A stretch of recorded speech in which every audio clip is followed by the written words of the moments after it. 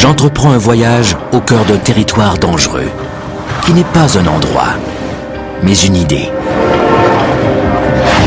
Cette question s'avère si radioactive qu'en général, seuls des extrémistes politiques osent l'aborder en public. Existe-t-il une hiérarchie raciale de l'intelligence dans laquelle les Noirs seraient moins intelligents que les Blancs? Cette question paraît déplacée au XXIe siècle. Pourtant, elle trouve encore écho dans des salles de cours et des écrits scientifiques.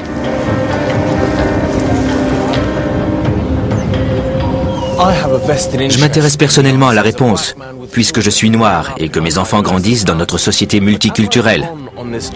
Depuis le début de cette aventure, bien des gens m'ont conseillé de ne pas poser cette question. Malheureusement, il y a un hic.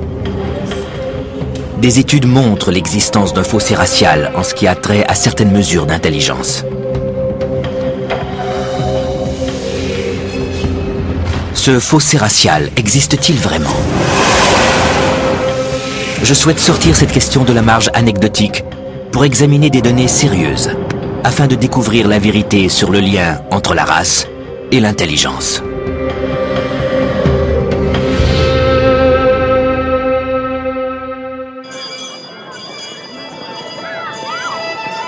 Cette histoire de race et d'intelligence ne s'éclipsera pas. C'est le dernier tabou de la science.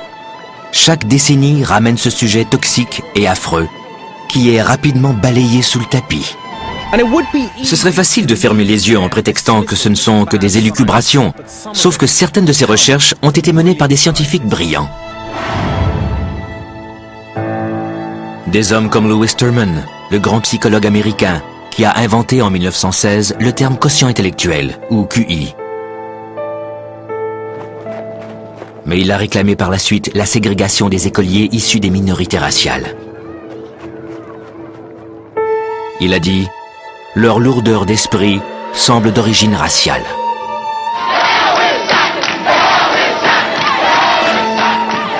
William Shockley a gagné le prix Nobel de physique en 1956. Mais dans les années 1970, il plaidait en faveur de la stérilisation des femmes noires au faible QI pour le bien public. Well, the most prominent sign that I saw tonight in the audience was that Dr. Shockley is a racist. How do you answer that? If you look up what racist means in the dictionary, it's coupled with irrational emotional feelings, fear and hate. The type of thing that I'm proposing in regard to studies deserves another name than racism, raceology, the science of racial differences. L'infamie du raciste a pris le pas sur la gloire du scientifique.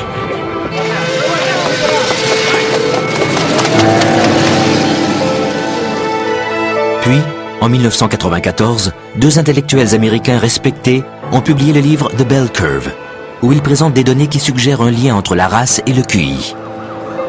Une vive controverse a éclaté. There is a difference in test scores between ethnic groups. That's not within dispute. Plus récemment, un autre lauréat du prix Nobel, James Watson, a relancé la controverse. James Watson est un scientifique de premier plan. Son rôle dans le déchiffrement de la structure de l'ADN lui a valu un prix Nobel particulièrement important. Mais en octobre 2007, lors d'une entrevue, il a fait des remarques qu'il a qualifiées d'impromptues. Il a dit qu'il envisageait un avenir sombre pour l'Afrique. Parce que toutes nos politiques sociales sont basées sur le fait que leur intelligence est la même que la nôtre, alors que tous les tests disent le contraire.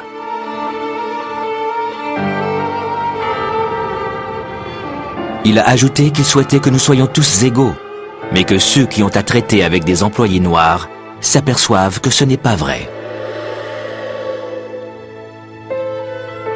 Les réflexions de Watson ont fait la une des journaux. Les réactions ont été virulentes et le scientifique a présenté des excuses dans un communiqué. À chaque occasion, la controverse était au rendez-vous. À chaque occasion, le sujet aurait pu être débattu, mais la question n'a pas été résolue.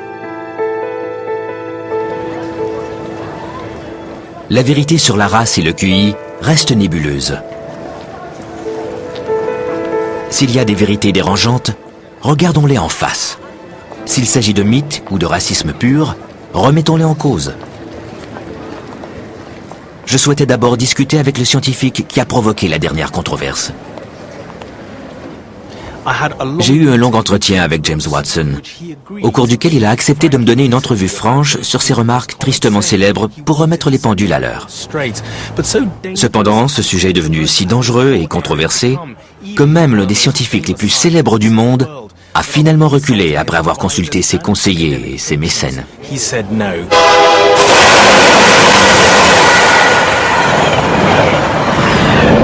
James Watson a expliqué qu'il n'était pas un spécialiste du QI et qu'il avait fait ses remarques après avoir lu un livre de Richard Lynn, un professeur émérite de l'université d'Ulster.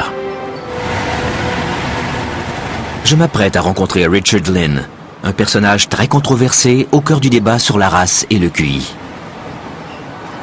Ce scientifique est-il assez brave pour dire les choses que personne n'ose dire, ou dépasse-t-il simplement les bornes? En relisant mes notes à son sujet, je ne peux qu'être choqué. Par exemple, quand on lui a demandé quel était le plus grave problème des sociétés occidentales, il a répondu « Le problème le plus important est l'accroissement de l'immigration de gens au faible QI en provenance du tiers-monde vers les États-Unis, le Canada et l'Europe. » Je vais lui demander s'il le pense sincèrement et pour quelle raison. Richard Lynn dit qu'il a recueilli des données qui révéleraient un palmarès mondial de l'intelligence selon les races. Décrivez-moi ce palmarès de l'intelligence. Au sommet, il y a les Asiatiques du Nord-Est, qui ont un QI de 105. Les Européens du Nord et du Centre ont un QI de 100, comme les Britanniques. De l'autre côté de l'Atlantique, les Amérindiens ont un QI de 87. Ensuite, on descend vers l'équateur et l'Afrique subsaharienne. Des deux côtés de l'équateur, les gens ont un QI d'environ 70. Ensuite, il y a les aborigènes australiens qui ont le QI le plus bas, autour de 65.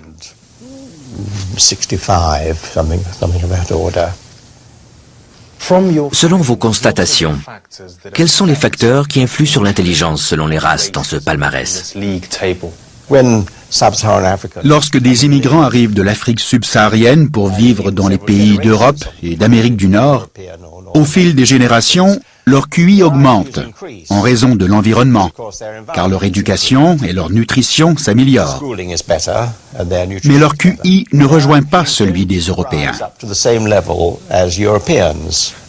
Est-ce que ce serait dû à un facteur génétique immuable? Oui. Donc, essentiellement, nous sommes tous assignés à une position du palmarès selon notre race. C'est ça. Comment est-ce prouvé par la science? Il s'agit d'une inférence à partir de données. Il y a environ 40 pays en Afrique subsaharienne. Je n'ai pas les QI pour chacun d'entre eux, mais je les ai pour une trentaine de pays. Il m'en manque une dizaine. En science, on procède souvent en élaborant une théorie et en tentant de la réfuter ensuite. Qu'est-ce que ça nous apprend sur l'avenir de l'Afrique, qui, selon Jim Watson, serait sombre? Et je cite, « Puisque toutes nos politiques sociales sont basées sur le fait que leur intelligence est la même que la nôtre, alors que tous les tests disent le contraire. » Il a raison, bien entendu.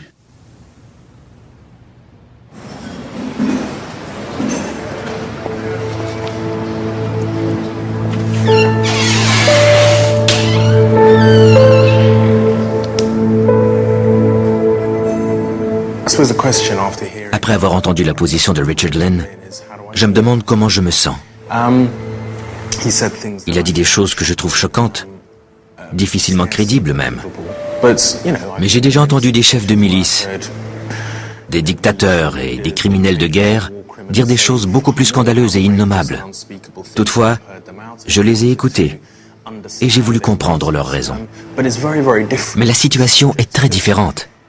Quand Richard Lynn et d'autres scientifiques discutent de ce sujet, ils parlent de moi, de mes enfants qui sont métissés, de ma famille, de mes parents. Ils parlent de la société dans laquelle je vis.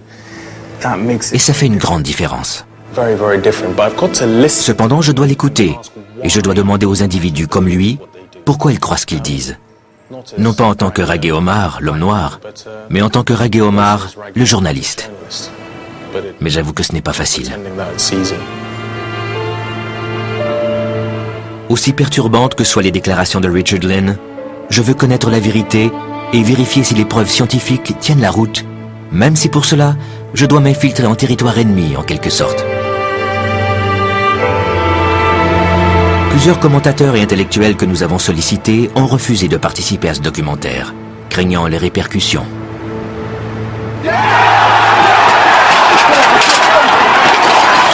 Toutefois, si nous ne vidons pas cette question scientifique controversée, le risque est grand qu'elle soit récupérée par des groupes politiques extrémistes et qu'elle serve de munition pour leur propagande.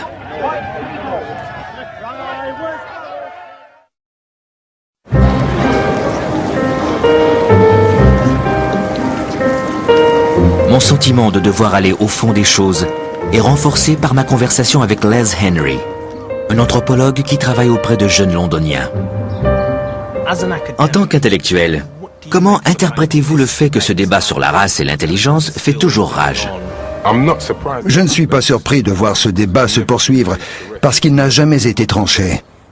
Selon moi, l'une des raisons pour expliquer ces retours périodiques est qu'on n'a jamais contesté ces intellectuels sur la validité de leurs recherches scientifiques.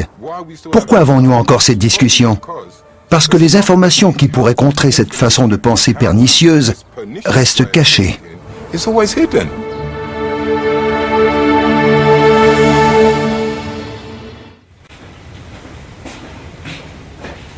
Depuis plus d'un siècle, des scientifiques affirment qu'il y a un lien entre le QI et la race.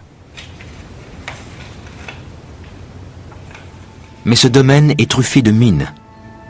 Des éléments clés des recherches citées par Richard Lynn, par exemple, sont vivement contestés par d'autres penseurs, qui affirment qu'ils sont faussés et qu'ils sont basés sur un échantillon trop petit et non représentatif.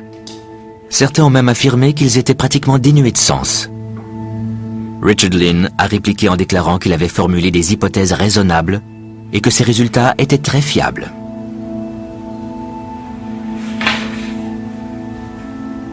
Néanmoins, même si bien des résultats aux tests de QI peuvent être rejetés, ce n'est pas toujours le cas.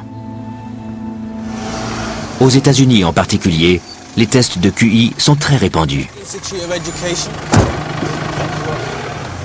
En 1996, l'Association américaine de psychologie a signalé un écart de QI entre les races. De nombreux intellectuels américains soutiennent des affirmations similaires. Un dessin est le meilleur moyen de l'expliquer. Imaginez que nous nous retrouvons tous dans un graphique. Ceux qui ont un QI faible sont à gauche et ceux dont le QI est élevé sont à droite. Il se forme un renflement au milieu, où se trouvent les QI moyens. Ce renflement est la fameuse courbe en cloche. La moyenne se trouve au point le plus haut. Certaines études montrent qu'il se passe quelque chose lorsqu'on répartit les résultats selon les races. Chez les personnes noires, le pic se situe un peu plus bas, autour de 85, ici. D'accord? Le pic des personnes blanches est un peu plus haut, à 100. Tandis que chez ceux que Richard Lynn appelle les Asiatiques du Nord-Est, le pic est à environ 103, donc un peu plus élevé selon ces mesures. Il y aurait 3 pics différents d'après certaines études.